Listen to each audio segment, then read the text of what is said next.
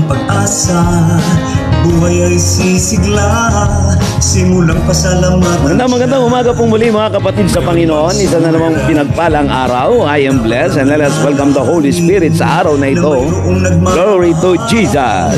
At kumbaga ba sa atin, Magandang umaga sa ating mga kapatid dyan na maaga nag-aabang ng ating pong programang Tinig sa Itaas.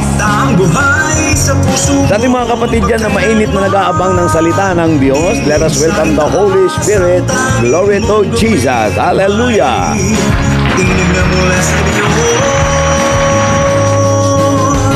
dahil siya'y tunay. Good morning, Holy Spirit. Good morning. Let us welcome the Holy Spirit sa buhay po natin mga kapatid sa Panginoon. Isa na namang pinagpalang araw sa araw ng Martes. Binabati ko po kayo lahat dyan mga kapatid sa Panginoon. Pero unahin muna natin batiin ang Diyos na buhay. Magpasalamat po tayo sa araw na ito.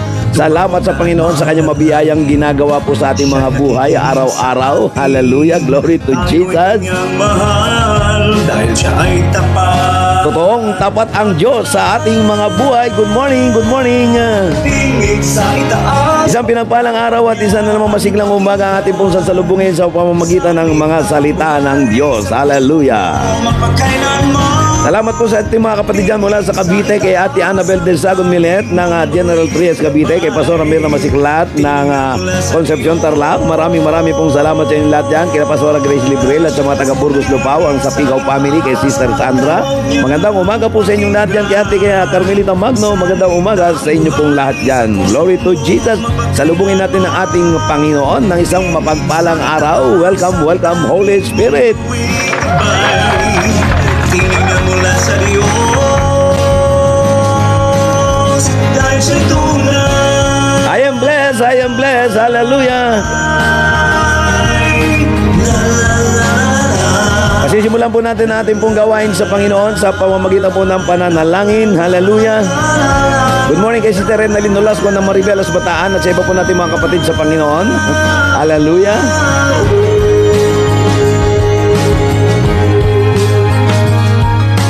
Dakilang Diyos na makapangyarihan, sa umagang ito lubos po kami nagpapasalamat sa umagang kay ganda na kami po ay binigyan ninyo ng pagkakataon muli, Panginoon, na madugtungan ng aming buhay. Salamat sa iyong pong pag-iingat. Salamat po sa iyong paggabay. Salamat po, Panginoon, sa lahat ng oras at panahon na pinyo pong ibinibigay po sa amin. Nagpapasalamat kami sa mga biyaya at pagpapalat, kalakasan at kagalingan ng aming mga pisikal na katawan sa pangalan ni Jesus. At sa oras na ito, Diyos, ay patuloy kaming humingi at nagpapalinis ng iyong banal na dugo sa aming mga kasalanan. Ano man po, Diyos, ang aming nagawa laban sa iyo, Panginoon, sinadyaman dito hindi patawarin niyo po kami, Panginoon. Hallelujah, sa lahat ng aming mga pagkukulang, sa lahat ng aming mga pagkakamaling nagagawa, Panginoon. At dumadalangin po kami sa banal na Espiritu Santo sa makapangyarihang pangalan ng aming Panginoong Jesus, na kami po ay samahan, kami po ay ingatan, kami po ay gabayan, Panginoon. Hallelujah. At tunay nga po, Diyos, na kung wala ka sa buhay namin ay wala po kaming magagawa. At tunay, Ama, na ang pagpapala, Panginoon, namin tinatanggap ay dapat namin ibalik sa iyo. Dalangin po namin, Panginoon, ang lahat ng aming mga kapatid, hallelujah, sa oras na ito na may pangangailangan ay inyo pong tugunin, Panginoon, inyo pong katagpuin, hallelujah, sa mga may sakit karamdaman ay makasumpong ng kagalingan, Panginoon, hallelujah, in the name of Jesus. At patuloy namin dinataas sa iyo ang aming bansa, Panginoon, sa pangalan ni Jesus, sa panguna po ng aming mahal na Pangulong Bongbong Marcos. Itinataas po namin siya sa iyo, Panginoon. Ingatan niyo po siya, bigyan ng karunungan, hallelujah, ilayo sa namang uri na kapahamakan, Panginoon, ng lahat ng opisyalis mula sa kanya hanggang sa barangay level, Panginoon, ay inyo pong ingatan. Dinadalangin po namin ang iyong paggabay sa kanila, lalo na po ang nalalapit na eleksyon sa aming bansa, sa barangay, Panginoon, ay ikaw po ang siyang manguna, ikaw lamang ang siyang maitaas, Panginoon. Gabayan niyo ang mga taong boboto, gabayan niyo, Panginoon, na mailuklok ang mga tamang tao, Panginoon, na ikaw ang itinataas. Maraming pong salamat, Panginoon, hallelujah, at ingatan niyo po kami sa buong maghapon na ito na aming pong gagawin. Dakilang Diyos, at kami po'y lubos na magtitiwala sa pangalan ng aming Panginoong Hesukristo. Maraming pong salamat, dakilang Ama, ikaw lamang ang dapat papurihan at pasalamatan sa pangalan ni Jesus. Amen and Amen. Sa hirap na nararating. Isa na namang masiglang umaga na punong-puno ng pag-asa sa salita ng Diyos, mga kapatid. Hallelujah! Tumawag ka at manalangin. Magpasalamat po tayo sa Panginoon na ating pong pinaglilingkuran, ang Diyos na hindi po nagbabago. Ulitin ko, ang Diyos ay hindi nagbabago kahapon, ngayon at magpakailanman. Sa itaas pagtawag niya ang Magpasalamat po tayo sa Panginoon at higit sa lahat na patuloy po natin sumasahimpapawid ang programang Tinig sa Itaasan Mandako. Hallelujah. At yung aking pamangkin na nasa Tagkawayang, Quezon ay nagpapabati kay Apple Scofield. Hallelujah. Binabati kita, mahal na pamangkin. Late viewers po siya. itaas pagtawag niya ang pakinggan. Salita ang buhay. Okay, tayo po ay magpapasimula po ng pag-aaral. Nako, napakasarap pong pag-aralan ng salita ng Diyos. Sabi nga ito yung mana. Alam nyo, nung unang panahon, in the ancient history, sa panahon po ni Moises, ang mga tao po ay gumigising po ng maaga at naninimot ng mana, yung pagkain na mula sa langit. Hallelujah. At ito po ay nakukuha lamang kapag madaling araw, dahil kapag inabutan po ng sikat ng araw, ito po ay nalulusaw dahil sa init at wala na pong makukuha yung mga tanghaling gumising po doon po sa panahon po ni Moises. Hallelujah. At salamat sa Panginoon, ito po ay pwede po nating i-apply sa ating mga buhay araw-araw. Kapag po tayo ay maagang gumigising at naninimot ng mana ng buhay na siya pong nagbibigay sa atin ng kalakasan, tandaan po natin, ang buhay po natin ay nakasalalay sa salita ng Diyos, ang buhay natin ay nasa kamay ng Diyos, wala po sa ating karunungan, wala sa ating kalakasan, sapagkat habang ang Diyos ay yung pong plano ng Panginoon sa atin ay tayo ay sinasamahan at inaalalayan, mabubuhay po tayo habang tayo po ay nagtitiwala sa Diyos. Ang Diyos lamang po ang nagtatakda ng araw ng ating panahon o kapahingahang magpakailanman. Tanging ang Diyos lamang po ang nakakaalam nito, mga kapatid. Kaya sa oras na ito, ay pasisimulan po natin ang pag-aaral patungkol po sa pinamagatan po nating The Prayer That Blinds the Enemy. Kaya ba, meron bang panalangin na kabubulag ng kaaway? Meron po. Hallelujah. Hallelujah. Meron pong tinatawag na panalangin na kabubulag, malalaman po natin. Pero wag naman tayo mananalangin ng bumulag ng mga kapwa-tao. Hindi po taong kalaban natin. Sabi na aklat ng Ephesians chapter 6, we are not wrestles against flesh and blood, but against the rulers and principalities of darkness. Yung pong mga kaaway po natin ay hindi po tao. Ang kaaway po natin ay ang dyablo na sumisira ng ating mga buhay.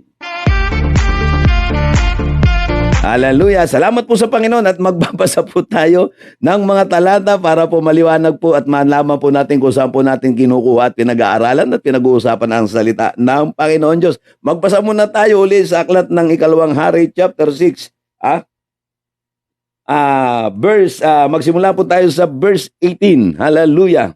At mamaya natin malalaman po ang kwento po nito, ang kasaysayan na may kaugnayan po sa ating mga buhay.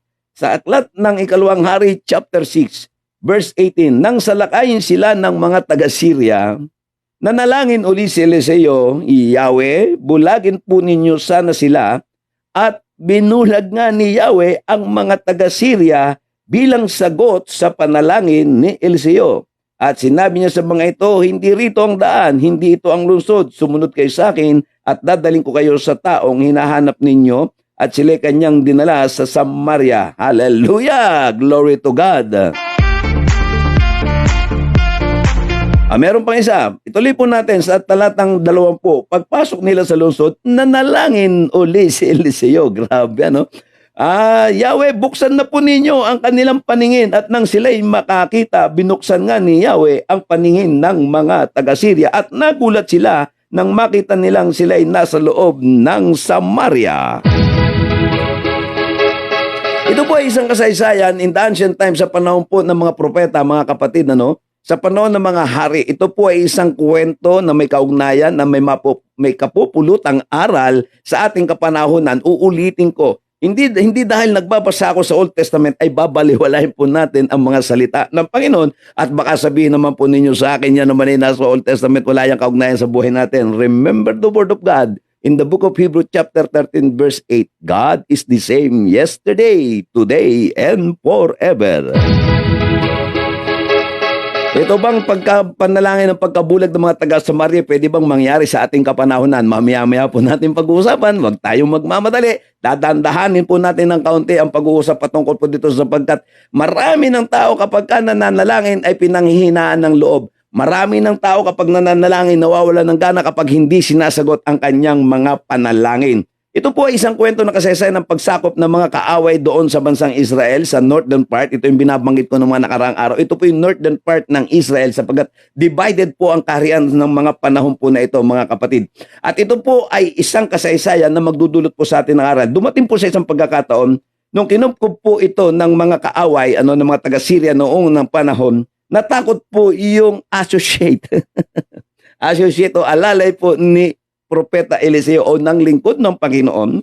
Sinabi niya ganito, kinabukasan, sa verse 15, balik tayo ng konti, sa kinabukasan ng umaga, lumabas ang katulong ni Eliseo at nakita niya ang maraming kawalang mga kamayo at karwahing nakapaligid sa lungsod at sinabi niya, Guro, paano tayo ngayon? Sinabi ni Eliseo, huwag kang matakot, mas marami tayong kakampi sa kanila. At siya'y nanalangin, Yahweh, buksan po ninyong kanyang paningin nang siya'y makakita. At pinakinggan ni Yahweh ang kanyang panalangin at nakita ng katulong ni Eliseo na ang bundok ay punong-puno ng mga kabayo at karwahing apoy na nakapaligid kay Eliseo. Hallelujah, grabe! Bakit may ganitong klase ng panalangin?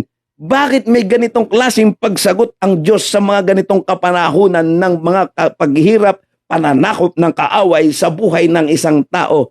Mga kapatid sa Panginoon, ibang klase ang Diyos kapag nababasa po natin ang kanyang kasaysayan. Kung bakit ito ay nasulat upang ipakita na ganito katindi ang Diyos.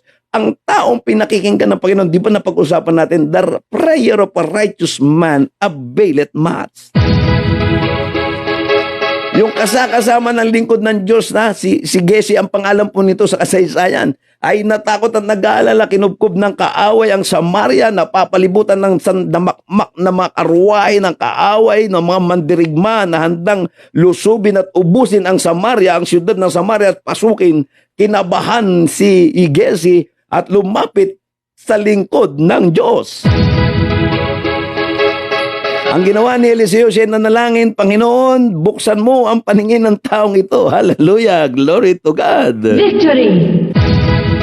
Ibang klase itong kasaysayang ito. Medyo maganda-gandang kwentuhan ito at maganda-ganda pong pag-usapan. Kapag ang taong nananalangin ay totoong naglilingkod sa Diyos, totoong tapat sa Diyos, totoong may takot sa Diyos, walang imposible now na. Hallelujah, ibang klase, sabi ng lingkod ng Panginoon. Yung mga nakakonektang tama, mga lingkod ng Diyos na nakakonekta ng tama sa Diyos kapag nanalangin, may madali pong kasagutan, mga kapatid. Sabi ni Eliseo, Panginoon, buksan mo po ang paningin nitong kanyang alalay. Binuksan ng Panginoon ang mata ni Giezi at nagulat siya. Nakita niya ang hukbo ng kalangitan.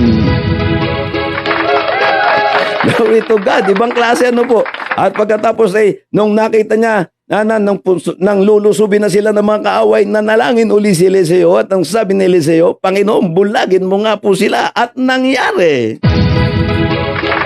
Hallelujah! Ganito po katindi kasi tama ang pangako ng Panginoon na magpapadala siya ng mga anghel na makakasama natin sa pakikibaka natin sa takbo ng mundong ito. Ulitin ko, ang Diyos ay hindi nagbabago kahapon, ngayon at magpakailanman. Kaya kung tayo man ay pinanghihinaan ng loob sa panahon ng digmaan natin o pakikidigma sa mga kaaway, sa gawa ng dyablo, mga kapatid, ang tapat na pananalangin, tapat na pagtawag sa Diyos, tapat na paglilingkod sa Diyos, isang tawag lang, sumasagot ang Diyos. Ganito po ang nangyari sa kasaysayang ito noong panahon po ni Eliseo. Ngayon ang tanong, pwede ba itong mangyari sa ating kapanahunan, mga kapatid? Nako, pwede pa hong mangyari yan, mga kapatid ko. At maraming kwento ng mga kapatid natin sa Panginoon na nakakaranas ng ganitong pag-iingat ng Diyos kapag tayo'y lubos na nagtitiwala sa aklat ng mga awit. Maraming mga verses sa Bible na nakapagbibigay ng inspirasyon na nagpapaalala, the Lord is our rock and our salvation. The Lord is our strong tower.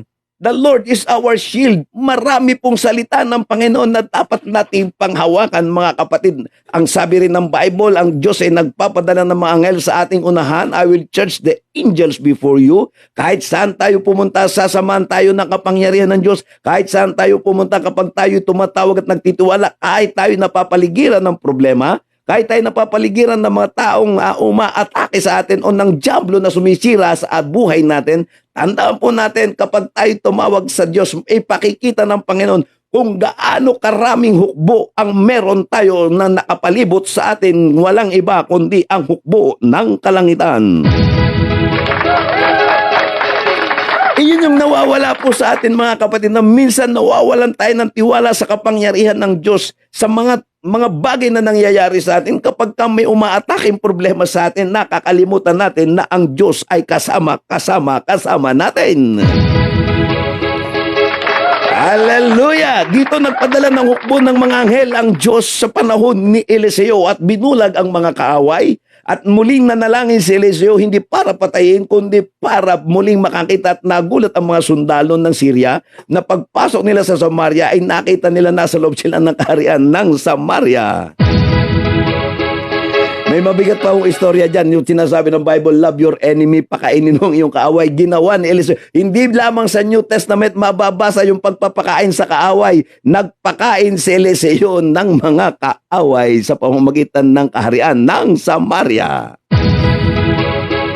Victory! Doon pa lang kitang-kita na yung tagumpay dahil lang sa tamang pananalangin. Kapag tama ang motibo ng ating pananalangin, Victory! kapag tama ang ating paglilingkod sa Panginoon, Victory! walang nabibigo sa nagtitiwala po sa ating Diyos na buhay. Victory! Ano ang meron sa New Testament? Dito sa Old Testament, nakita po natin, sa Old Testament pa lang, makikita natin yung salita sa New Testament na sinasabi, magpakain ka ng kaaway, ginawa ni Eliseo.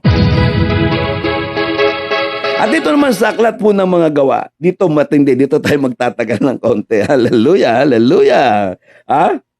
I love it. You guys are so great. Di ba? Matindi po talaga ang Diyos. Our God is so great. Ito po isang kasaysayan sa New Testament. Magbabasa po tayo kung paano din binubulag ng Panginoon Diyos ang mga taong nagiging sagabal, yung mga kaaway na nagiging sagabal sa paglago ng gawain, sa pagpapahayag at pagpapakita ng kadakilaan ng Diyos. Nangyayari po ito upang ipakita ang kapangyarihan ng Diyos sa ating mga buhay, sa ating mga panahon. Hallelujah! Magbabasa po ako sa Aklat ng Gawa, chapter 12, verse 4. Ito yung mga panahon na nangangaral ng mga apostol at hinuli ng kaaway si Pedro. Pagkadakip kay Pedro, magbabasa po ako sa Aklat ng Gawa, chapter 12, verse 4. Pagkadakip kay Pedro, siya'y ikinulong at pinabantayan. Hallelujah! Sa apat na pangkat, na tig-aapat na kawal. Hallelujah! Napakadaming bantay. Ang balak ni Herodes ay harap siya sa bayan at pagkatapos ng Paskwa, kaya't nanatiling nakabilanggo si Pedro, samantalang ang iglesia, glory to Jesus. Uulitin ko, samantalang ang iglesia naman ay taimtim na nanalangin sa Diyos para kay Pedro. Nang gabing iyon natutulog si Pedro sa pagitan ng dalawang kawal, nakadapo siya ng dalawang tanikala. Uulitin ko, ang nakatali kay Pedro ay tanikala. At may mga bantay pa sa harap ng pinto ng bilangguan. At balak ni Herodes na iharap siya sa bayan kinabukasan. Walang ano-ano, glory to God. Walang ano-ano, lumitaw ang isang anghel ng Panginoon at nagdiwang at nagliwanag na mabuti sa bilangguan. Tinapik nito si Pedro sa tagiliran at ginising, dali, bumangon ka. Sabi ng anghel, nakalag ang mga tanikala sa mga kamay ni Pedro. Magbihis at magsuot ng sandalyas, sabi ng anghel. At ganoon nga ang kanyang ginawa at sinabi pa sa kanya ng anghel, magbalabal ka, sumunod ka sa akin. Sumunod nga si Pedro sa anghel, ngunit hindi niya alam kung totoo nga ang nangyayari yun. Akala niya ay nananaginip lamang siya, nakalampas sila sa una at pangalawang bantay at nakarating sa pintuang bakal. Take note, pintuang bakal, yung kanilang dadaanan, at nabuksan, ito'y kusang nabuksan, at sila'y lumabas, at pagkaraan nila sa isang kalye, biglang nawala ang anghel. Noon natawan si Pedro, kaya't sinabi niya, ngayon ko natitiyak na totoo pala ang lahat, isinugo ng Panginoong Diyos. Uulitin ko, isinugo ng Panginoong Diyos ang kanyang anghel at iniligtas ako sa kamay ni Herodes at sa ibig ng mga Hudyo na mangyari sa akin. Nang mapag-isip-isip niya ito, nagpunta siya sa bahay ni Maria na ina ni Juan na tinatawag ding Marcos. Maraming nagkakatipon doon at nananalangin. Hallelujah! Napakagandang pag-usapan mga kapatid. Noon, ngayon at magpakailanman ang kwentong ito'y mananatiling may katotohanan at pwedeng mangyari sa ating mga buhay. Glory to God! Napakaganda pong pagmasdan. Pagmasdan po natin ang nagagawa ng mga panalangin. Noon sa kasaysayan ni Eliseo, siya lamang mag-isa ang nananalangin. Si Gesimo hayatang tamad manalangin. Kasi naningibabo ang takot sa taong mapanalanginin. Walang puwang ang takot sa kanyang buhay. Ang taong madalas manalangin, tandaan po ninyo, lubos ang pagtitiwala niyan sa Diyos. Hallelujah! Na kahit anong malaking hukbo pa ng kaaway o problema ang dumating sa buhay, kapag ito'y nanalangin at nagtiwala sa Diyos, tiyak ang kasagutan. Ito ay si Eliseo, single prayer pa lamang yung ginagawa niya. Single person na nanalangin, pero tingnan naman ninyo ang bumababa, hukbo ng kalangitan. At sabi ni Eliseo, Panginoon, imulat mo ang mata nitong member ko. Hallelujah. At nakita ni Jesse na napapalibutan sila ng mga karuwaing apoy, mga kabayong nag-aapoy mula sa kalangitan. Ang hukbo ng kalangitan ay bumababa mga kapatid kapag tayo'y taim-taim na dumadalangin at tumatawag sa ating Diyos na buhay. Kaya dapat huwag tayong nag-aalala. Ang Biblia po'y sapat na, punong-puno na po ito ng pangako, ng pagtitiwala at kalakasan at pananagumpay ay nasa salita ng Diyos kapag ito'y laging nating nasa isip kung bakit tayo tinuturo ang mag-memory verse, kung bakit tayo inaanyayahang dumalo sa mga bahay panalanginan para makita natin na habang tayo'y nananalangin, pwede palang bumaba ang hukbo ng kalangitan. Sa mga taong may pananampalataya, doon sa mga pilosopo, wala po tayong panahon dyan. Pero sa mga taong may pananampalataya, mga kapatid ko, ito ang katotohanang nagaganap. At dito po sa kwento ng kasaysayan ni Pedro, sa kanyang paglilingkod sa Panginoon sa pangangaral, siya pinadakip ni Herodes at ipinakulong sa 4 na pangkat. May mga bantay, bawat isa sa niyang lugar. Sa kulungan, may bantay. Sa labas, may bantay. Pagkatapos, may bakal na gate na hindi naman pwedeng basta-basta mabuksan kung walang kapahintulutan ng mga sundalong Romano nung panahon ni Pedro. At nang mabalitaan ng lahat na si Pedro ay nadakip, nang mabalitaan ng iglesia na si Pedro ay nadakip, nakulong si Pedro. Hallelujah! Nag-prayer meeting sila. Maraming dumalo sa prayer meeting at ipinanalangin si Pedro. Ito ang sinasabi ng talata sa Biblia sa 12:5 ng Aklat ng Gawa. At nung nananatiling nakabilanggo si Pedro, samantalang ang iglesia naman ay taimtim na nananalangin sa Diyos para kay Pedro. Ito mga kapatid ang sinasabi ko kung gaano kahalaga na binabaliwala ng marami yung mga pagdalo sa mga prayer meeting. Pagkatapos kapag may problema, daing ng daing kahit dumaing ka, kung hindi ka marunong manalangin, wala sa iyong titingin. Nako, yung mga tamad manalangin, matamad sa prayer meeting, maniwala po kayo, wala pong mangyayari dyan.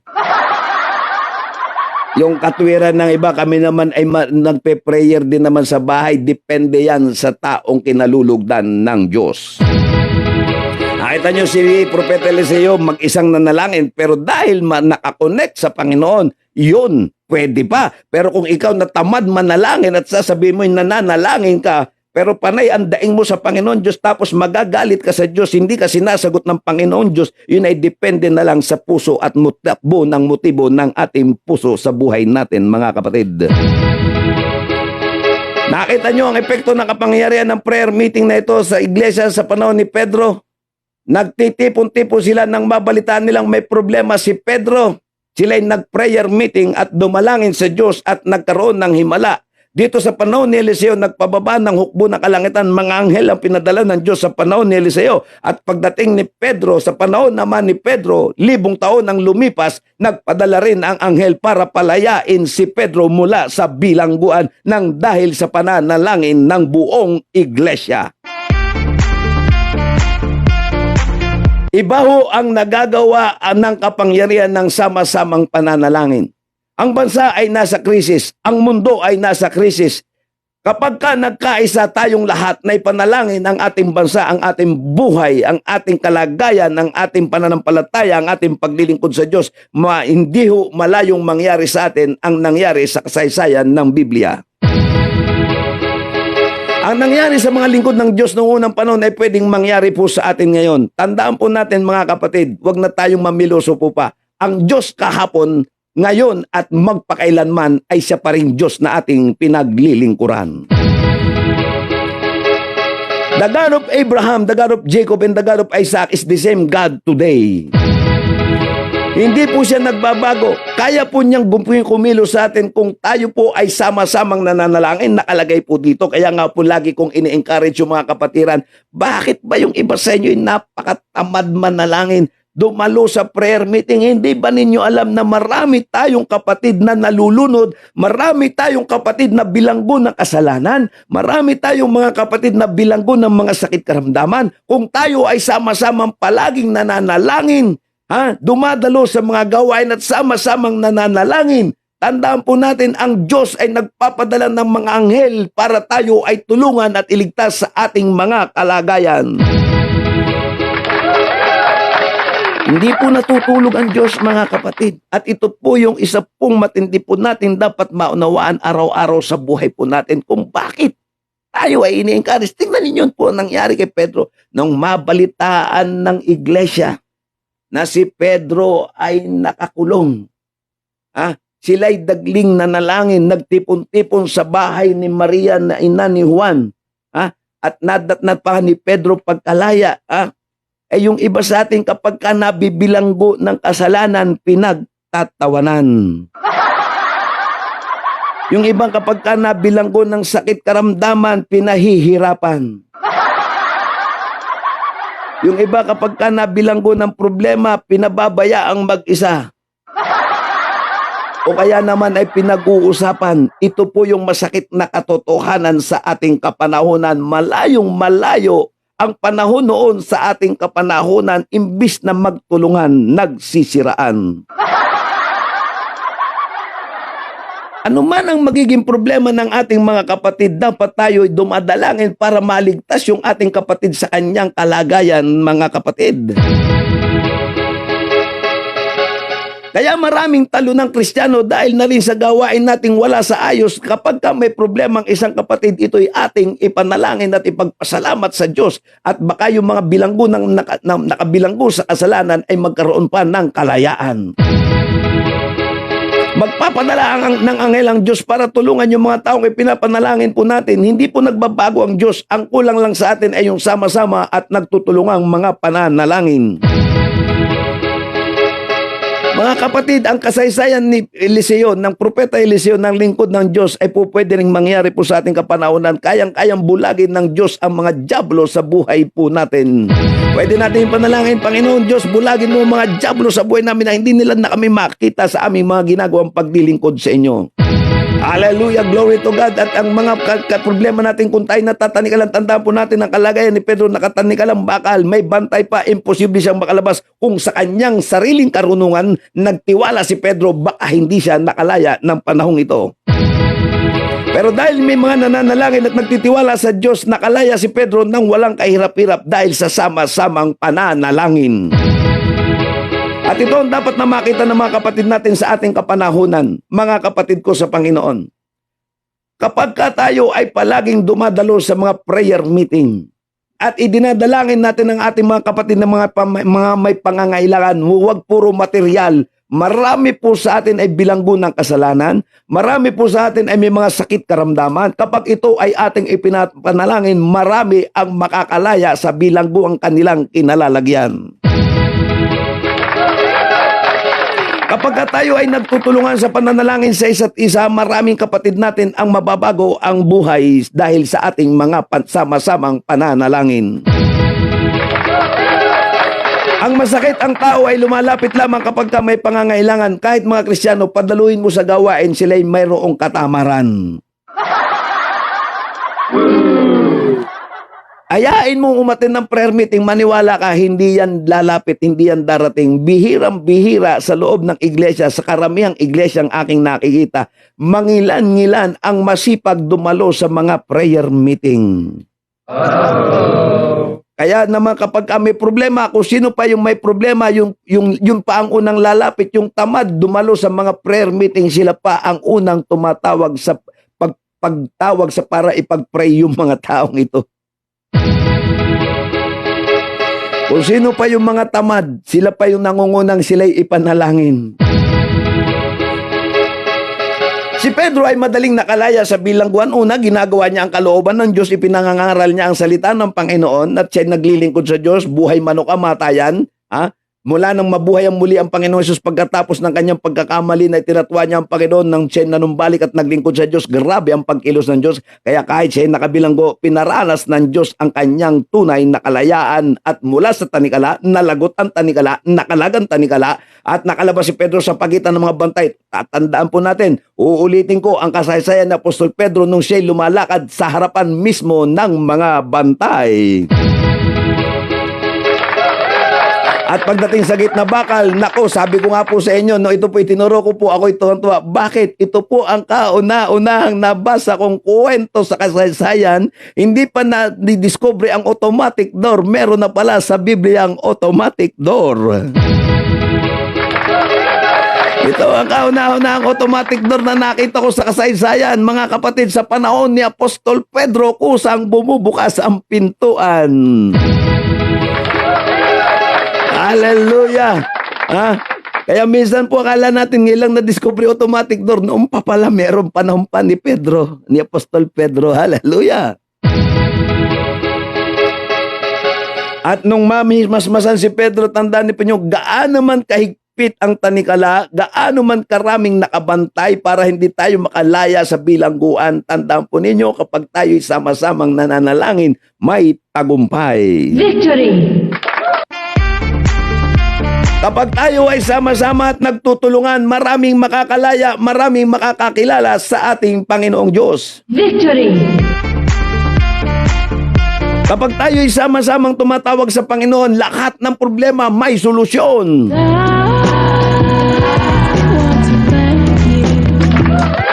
Hallelujah! Ito yung kulang na po sa atin ngayon kasi lumalapit lang ang tao kapag may problema na. Lumalapit lang ang tao, ha? Kung sino pa yung tamad, siya pa yung nangungunang nagpe-prayer request. Ay nako. Kung sino pa yung mga hindi masisipag dumalo sa mga prayer meeting, sila pa yung nangungunang humihingi ng panalangin. Wala naman pong masama, hindi ko po sinasabing masama po yun. Kaya lamang, hindi po natin alam kung may dagliang sagot katulad ni Eliseo, hindi ko lamang alam kung may dagliang sagot katulad ni Pedro, dapagkat ang madaling sinasagot ng Diyos yung mga taong nagmamahal ng totoo sa Diyos. Sabi ko nga po kahapon, hindi naman spare tire ang Diyos eh. Hindi naman siya reserva lang na pagkailangan lang sa natin tatawagan. Itong mga taong ito, non-stop ang pananalangin. At kaya nga po pinamugatan natin itong the prayer that blinds the enemy. Pwede naman palang mangyari. Sabi niyo man, kasaysayan ni Eliseo Old Testament, o ito sa New Testament ang pinag-uusapan po natin panahon ni Apostol, pero ito po ba pwede pa mangyari sa ating panahon ngayon? Yes, God is the same yesterday, today, and forever. Tatandaan niyo po ito. Hindi nagbabago ang Diyos. Yung nangyari noong pwedeng mangyari ngayon. Ay baka naman may pilosopo, bakit si Joshua pinatigil ng araw? Pwede ba natin patigil ng araw? Basahin po natin mabuti ang salita. Basahin po natin mabuti ang Biblia. Sabi ng Diyos, hindi ko na uulitin.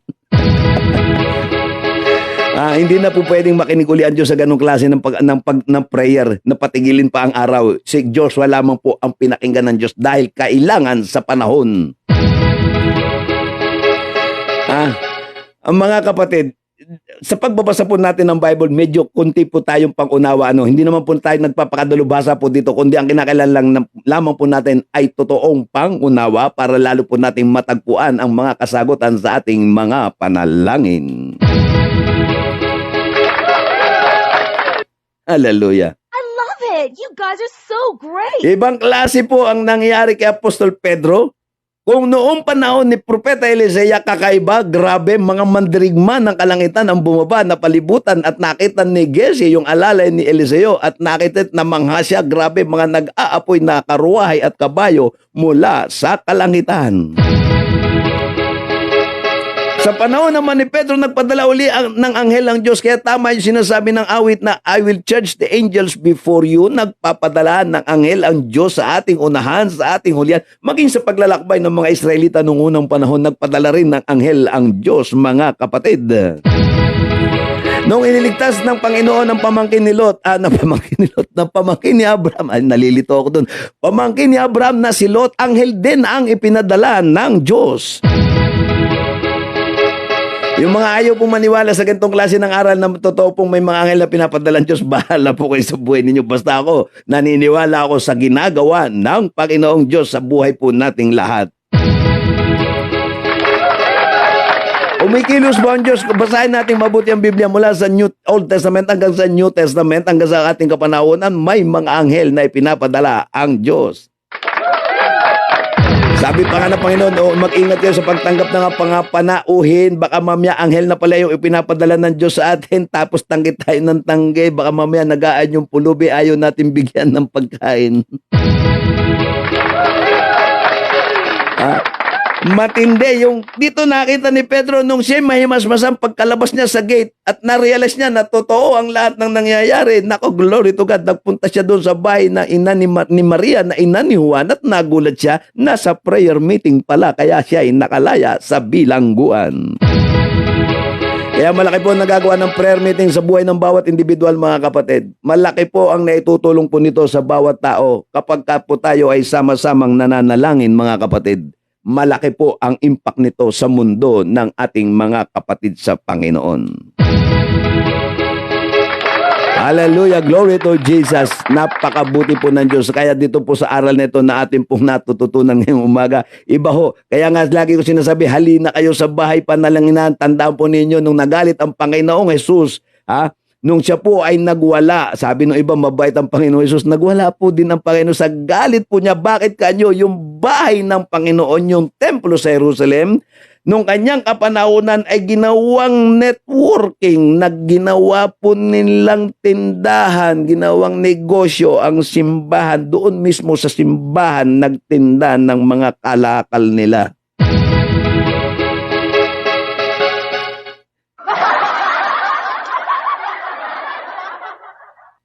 Nagalit po ang Panginoong Hesus kasi ang bahay ng Diyos ay bahay panalanginan. Ay, nako. Yung mga tamad sa prayer meeting, sila pa yung masisipag dumaing. Yung mga... Yung mga tamad na magdadalo sa simbahan, sila pa yung masisipag sa prayer request. Ipag-pray nyo nga po kami.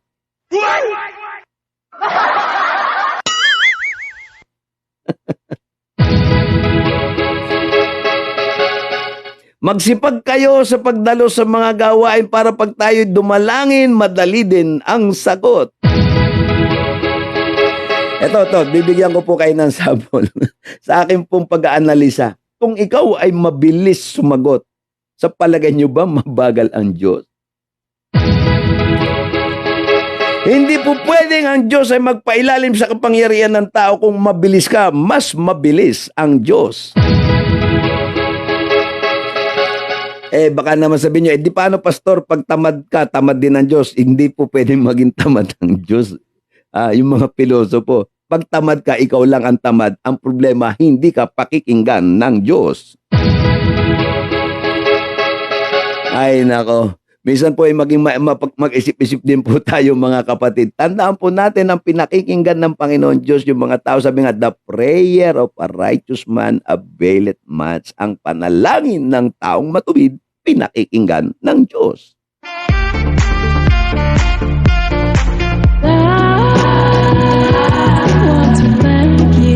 Kaya pag ikaw po ay laging dumadalangin sa Panginoon, tama ang Bible eh. Pansinin po natin, pag binabasa po natin ang Bible, sabi ng Lord, though I walk through the valley of the shadow of death, I will fear no evil. Ano ibig sabihin nun? The Lord is my shepherd. Kasama natin ang Diyos.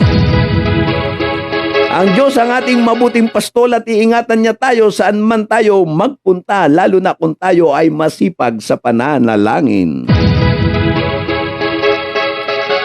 Diba, nagtataka ako, bakit po kaya hindi na maubos-ubos ang problema? Tanong, masipag ka bang manalangin? Only prayer, tandaan po natin, sabi nga ay pray until something happen. Lagi tayong manalangin at lagi tayong tumawag sa Panginoon Diyos kung gusto nating makakita ng himala, mga kapatid. Tandaan po natin, no, si Daniel, the prophet Daniel ay nakulong sa kulungan ng mga leon nang dahil sa anyang mataimtim na pananalangin, hindi nakabuka ang bunganga o ang bibig ng mga leon para siya ay lapain dahil nagpadala ng anghel ang Diyos para hawakan ang mga labi o mga bibig ng mga leong nakamamatay. Napakadaming kwento sa Biblia na ang anghel ng Diyos ay laging umaalalay sa atin sa utos ng Diyos nang dahil sa pananalangin. Tandaan po natin na nakipag-conversation si Abraham para iligtas si Lot, anghel din po ang pinadala ng Panginoong Diyos. At nang nananalangin si Jacob, anghel din ang lumapit sa Panginoon, kay Jacob para siya ay tulungan sa kanyang paglalakbay. At maging ang alipin ni Abraham nung nanalangin para hanapin ang mapapangsawa ni Isaac, anghel din ang tumulong sa kanya at umalalay sa kanyang paglalakbay. At maging ang mga Israelita habang naglalakbay sa disyerto, nagliliwanag ang gabi, nagpadala ng anghel ng Diyos ang Panginoon.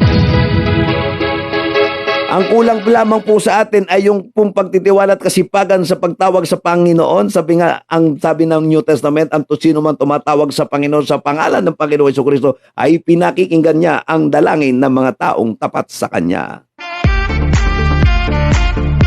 Victory! Ay nako, marami pa ho tayong pag-uusapan pagkapatungkol po dito mga kapatid. Kaya nga po yung panawagan pagdating sa mga pananalangin.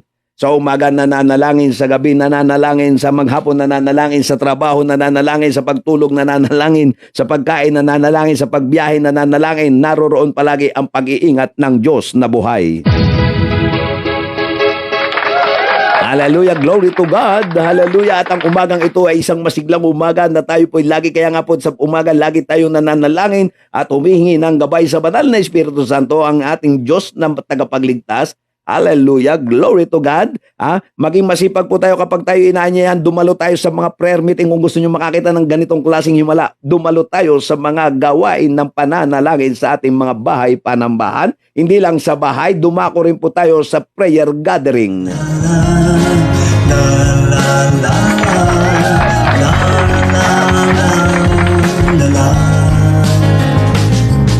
Halina simula ng araw. Nawa po'y nakapagbigay po tayo, nakapagdulot ng simpleng aral po sa ating lahat upang makapagbigay ng inspirasyon sa bawat isa. Simulang pasalamatan siya. Huwag kang mapapagod manalangin mga kapatid, sapagkat sa bawat pananalangin ay mayroong himala sa Panginoon. May ginagawa ang Diyos habang tayo ay nananalangin. Sabi nga, kapag ka nagsimula kang panalangin, the battle begins. Sa itaas pagtawag. When you enter to your room, when you enter to the house of God to pray, you enter to the arena. Mapagkailanman. The arena of the warriors. Sa itaas ang tanging. At dito nagsisimula ang matinding labanan between good and evil. Mula sa Diyos. Dahil siya'y tunay. Kapag ka may mga nananalangin po, may tagumpay palagi. Sa patag kanya. kapag dumadalo ka sa mga prayer meeting, naku, maniwala po kayo, hindi mo man nakikita pero may ginagawa ang Diyos. Sa kalooban, kaya-kaya niyang makasan. Maraming salamat o Diyos sa umagang ito na muli mo na naman kami sinamahan sa aming pag-aaral. Nawa o Diyos, ang mga salitang naming narinig ay nakapagdulot ng kalakasan sa aming espiritual na buhay, nakapagbigay ng inspirasyon sa mga tagapakinig, Panginoon. Hallelujah, at maraming po salamat. Dalangin namin ang patuloy na pag-ingat at pinagkakatiwala namin ang aming buhay sa inyo, Panginoon, sa inyong makapangyarihang kamay. Kung paano mo pinalaya si Pedro, ganun mo rin papalayan ang lahat ng bilanggo ng mga sakit karamdaman. Palayain mo, Panginoon, yung mga taong nabibilanggo ng kahirapan. Palayain mo, Panginoon, yung mga taong nahihirapan. Panginoon, yung mga hindi nakakatulog, palayain mo, bigyan nyo ng kapayapaan sa pangalan ng aming Panginoong Jesucristo. Dinadalangin din namin, Panginoon, yung mga taong baon sa pagkakautang, bilanggo sa mga pagkakautang, bigyan mo po ng kalayaan sa pangalan ng aming Panginoong Jesucristo. Hallelujah. Dinadalangin din namin, Panginoon, sa inyo ang aming bansa. Marami po ang nakabilanggo rito ng mga sakit karamdaman, ng mga kahirapan, ng mga pangalipin ng dyablo. Bulagin mo nga po ang dyablo sa aming mga buhay, at ang tanging makita lamang namin ay ang iyong kalwalhatian at iyong karangalan. Dinadalangin din namin, Panginoon Diyos, ang mga tao na marami sa mansulok ng mundo na makakita ng kapangyarihan ng Diyos. Salamat po, Ama, sa pamamagitan ng pamamahayag ng iyong banal na salita. Marami po ang makakilala sa inyo. Marami pong salamat, O Diyos, sa pangalan ni Jesus. Lahat ng may sakit karamdaman, magtiwala po kayo sa kapangyarihan ng salita ng Panginoon. May mga makakalaya sa oras na ito. Tanggapin mo ang pagpapala ng Diyos sa buhay mo sa pangalan ni Jesus. Doon sa mga may sakit karamdaman, magtiwala po kayo, may kagalingan sa salita ng Diyos. Yung may mga maraming problema, na bilanggo ng mga problema, magtiwala po kayo. Manalangin po tayo at sumama po tayo sa mga bahay panalanginan. Kung gusto natin makakita ng milagro, sumama po tayo sa mga bahay panalanginan. Maraming salamat, O Diyos, at kami lubos na nagtitiwala sa iyo in the mighty name of Jesus. Hallelujah, glory to God, sa iyo ang papuri at karangalan sa pangalan ni Jesus. Amen and Amen.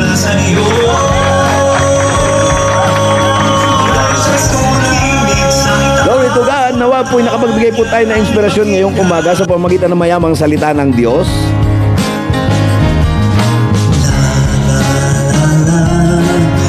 Huwag po kayong bibitaw, mga kapatid, sa paglilingkod sa Panginoon.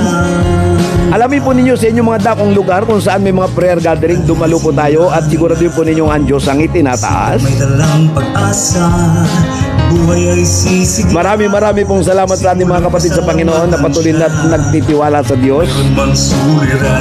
Sabi ko nga po lagi, expect the unexpected from the Lord. Every day is a new day.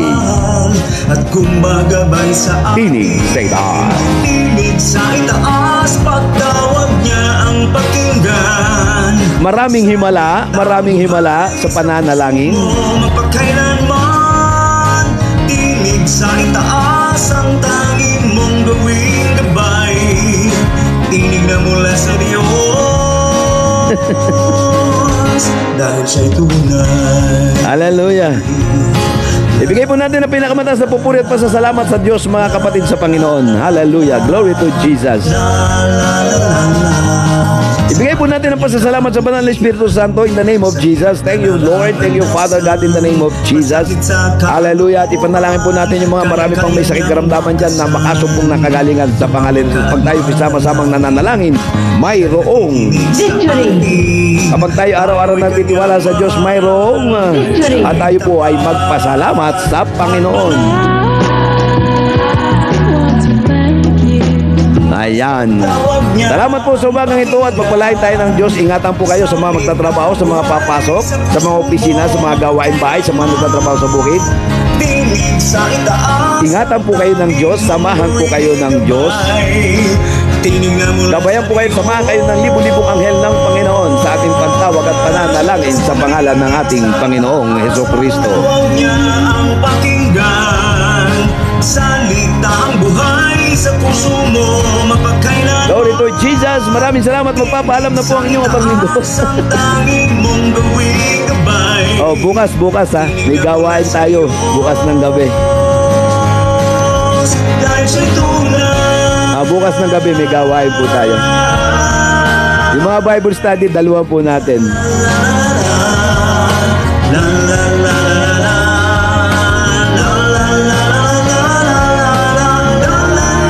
Maraming salamat sa ating mga kapatid sa Panginoon.